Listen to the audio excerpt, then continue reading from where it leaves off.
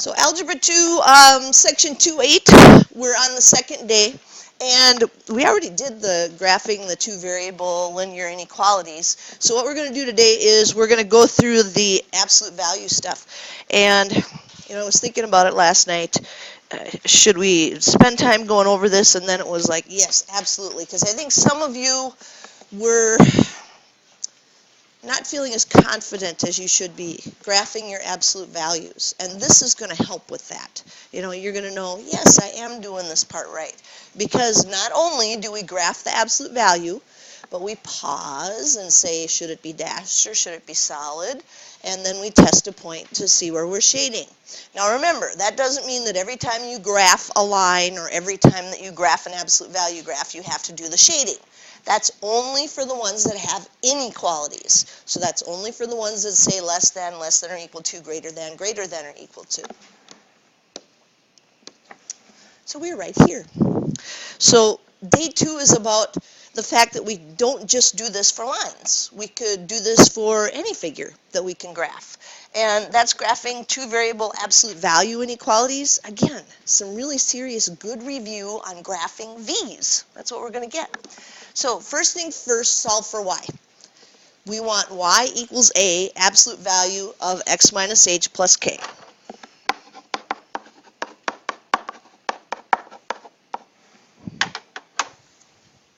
Definitely want that, because that makes it super easy to graph that v. We start at the vertex, then we use a as the slope of the right side of the graph, and then we'll just test a point and we'll know where to shade. So we're going to graph it using what we know about graphing absolute values. Then we're going to do our boundary line. Again, we need that little pause. We push the pause button on our brain and say, ooh, dashed or solid.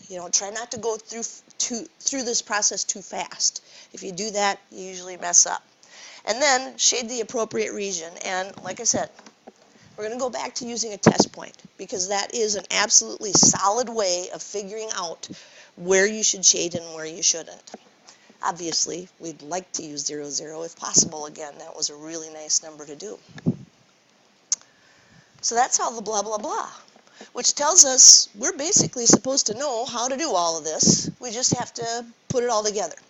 So I look at problem 3, and it says, what is the graph of 1 minus y is less than the absolute value of x plus 2? And I realize, well, that's a mess. That doesn't look anything like this. So what I have to do is get y by itself. I subtract 1 from both sides.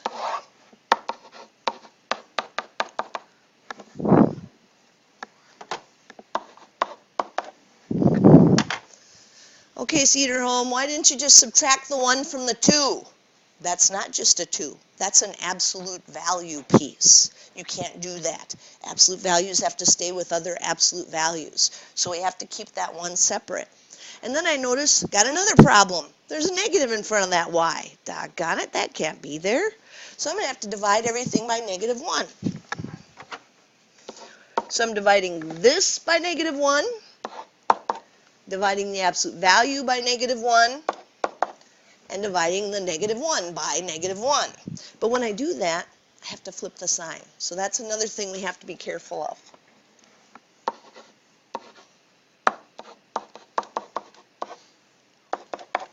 Now notice the negative goes out in front of the absolute value because it wasn't the absolute value of negative 1. We can't put it in there with the absolute value stuff. We have to keep it separate. Now that we know how to graph with a, h, and k. So we figure out where our new vertex is, remembering the one glitch, which is whatever we see with the x is actually the opposite of what it was supposed to be.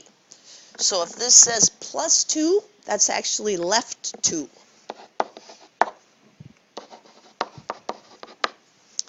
The plus 1 in the back is normal. Up 1. So there's our new vertex. Our new vertex is at negative 2, 1. Get that on here. Right there.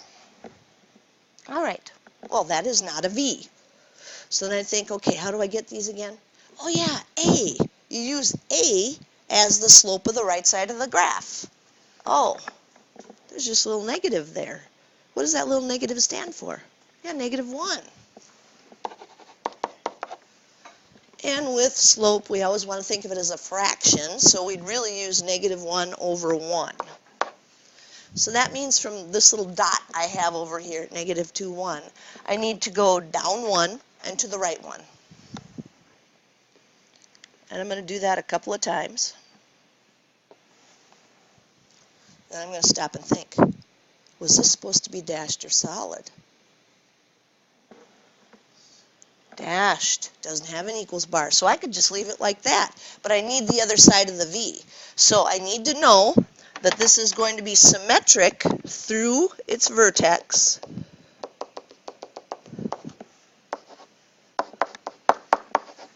So that'll be through the line x equals -2, and we go equal but opposite on the other side.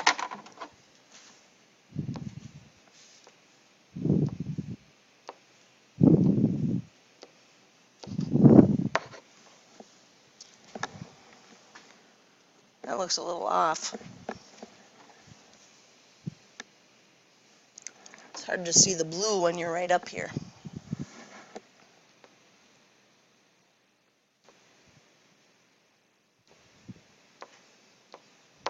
There, I think that's better. I need to shade. Grab another color out of the bag if you don't have one, because remember, we want to get this into our memory that these are the ones that we always have to shade in. The two things that people mess up on this on the test is dashed versus solid, and then forgetting to shade. That's what people forget. So now, as I'm thinking about my shading, I'm wondering, do you think 0, 0 was on our V?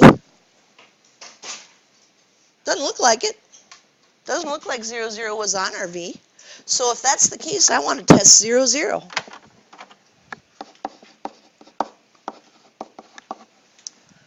And I'm going to go back to the original. Now, if I did everything right, I could go right here as well. But I'm going to go to the original and put it in. And see, is 1 minus 0 truly less than the absolute value of 0 plus 2? Let's see. 1 minus 0 is 1. 0 plus 2 is 2. The absolute value of 2 is 2. Is 1 less than 2? Was yesterday. I'm pretty sure it is today as well. So that means this is a solution. It works. Now there's only two places to shade. You're either shading inside the V or you're shading outside the V. Since that worked, where should we shade? Outside the V.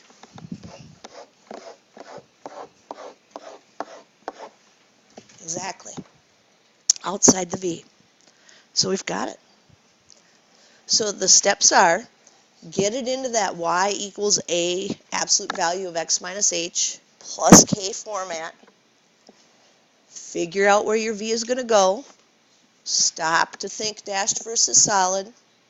Test a point if you can. Test 0, 0. It's a nice easy one. And then shade where it works. If it doesn't work, shade in the opposite spot. So it's either inside or outside the V.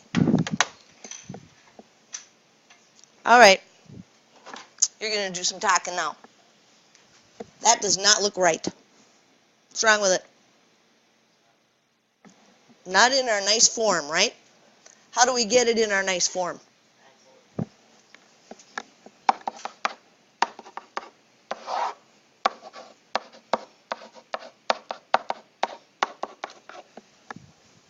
Now, is it in our nice form?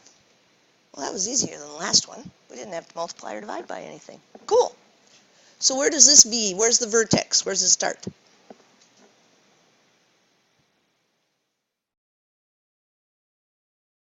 One, 4. Always think the opposite of what we have there for the x.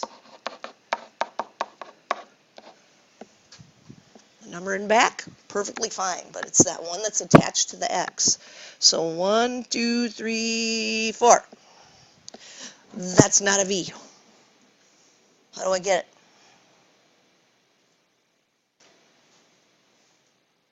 it? What's the next piece I need? A. A is 2. That's the slope of what? The right side of the V. All right, so that means from that little dot, I'm supposed to go up 2 and over 1. Do that a couple of times. But then we pause. Dashed or solid with this one? Solid. How come? Has the equal to. Solid.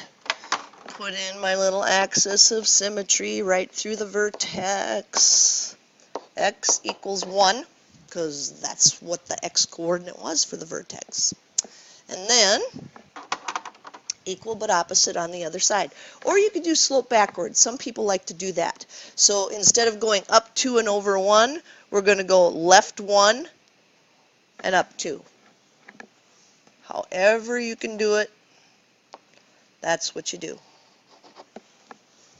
Done! Score! Yay us! No. What didn't we do yet? We didn't. 0, 0, and OK point to test.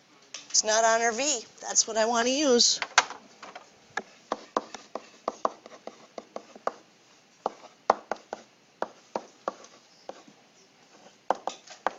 All right. So 0 minus 4 is negative 4. What's 0 minus 1?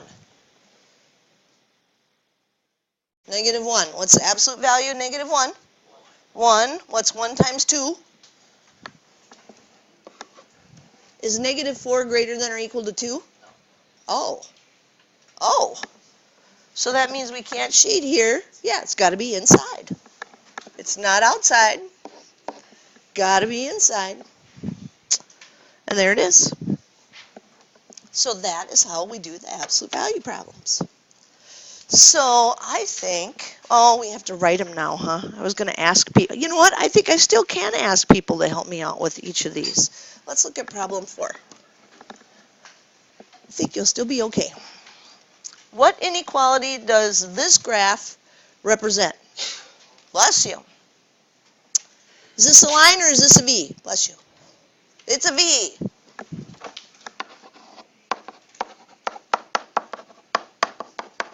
So it's got to look like that. So we need to figure out what A, H, and K are to start this. I'd like to start with HK. That's the vertex. So find the vertex, and then I'll call on somebody to tell me what they think it is.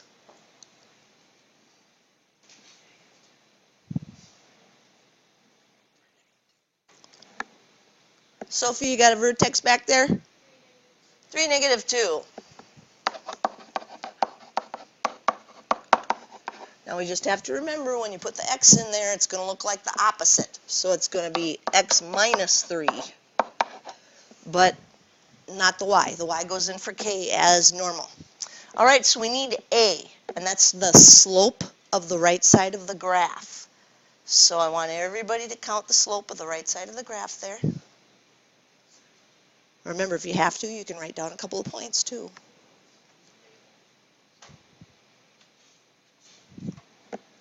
Taylor, did you find a slope for that? What'd you get? 1 over 1, which is 1. So that's our V. But that's not going to show the shading. So I think, well, why did they just jump right to this? Why didn't they tell us something? Because shouldn't we test a point and all that kind of stuff? Well, let's look back. Did we miss something? Let's see. When this one was solved for y, it said greater than. And they shaded up. Wouldn't that make sense? If y has to be greater than all the other stuff, doesn't it have to go up? This one said y is greater than or equal to. They had to go up. They had to shade inside it because the v was going up. So, is that one shading up or is it shading down? It's shading up. Should we use an equals bar? Why? Oh. Now, I'm not going to take off if you leave, I won't take any points off on the test if you leave the 1 there, but we don't need it. Everybody knows that, right? 1 times something is just that something.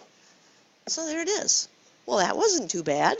We just had to figure out what on earth they're doing with the shading. Shading up is greater than, shading down is less than.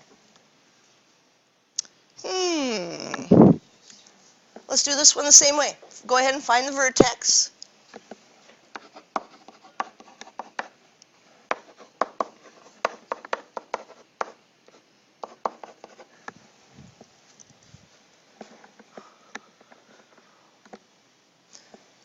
Oh, they're trying to be tricky here. Did you notice that?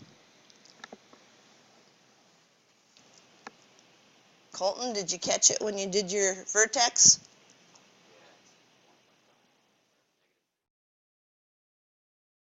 Careful. -2, blank, -6. So what's the blank? Yeah, they went by 2's. -4, 3.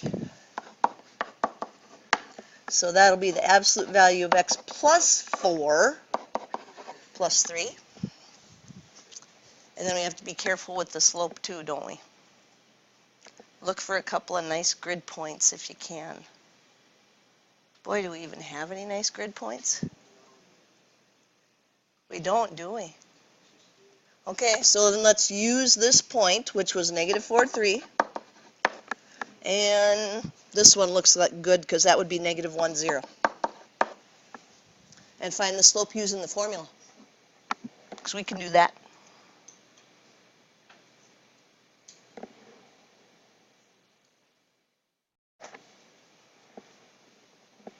You have it? Aaron doesn't because he's been on his phone way too much today. I'm going to take that away and put it in the cage with blue. What's the slope?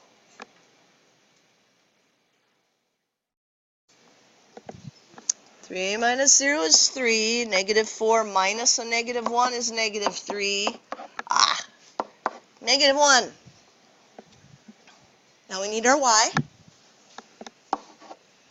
And we need to figure out, are they shading up or are they shading down? Shading up, equals or not equals? Dotted and dashed again, so there we go. Y is greater than -1, absolute value, x plus 4 plus 3. So this little thing says you can tell from looking at the inequality y is greater than 5x minus 3 because this is greater than, shade up. Like I said, that's not a good plan. Testing a point is much better when you're graphing these. But you can see that. That's how we figured out which way we should go with our inequalities with our absolute values. We had to figure out, are they shading up or are they shading down? And, well, that was kind of a bummer. They gave us up in all 4 of these, didn't they? They never did shade down. Well, we'll know it when we see it because they'll be shading down. And then this says, can we use that same technique to show the solution for this inequality? And the answer is no, because this is not solved for y. That's why we say test a point.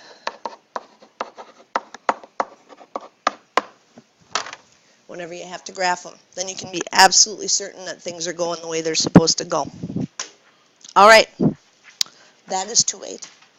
And I am not going to give you a new assignment. I'm just going to tell you to do the one you had yesterday, and that'll be enough practice. Again, same assignment we had yesterday, not a new one. Pause it if you need to write it down.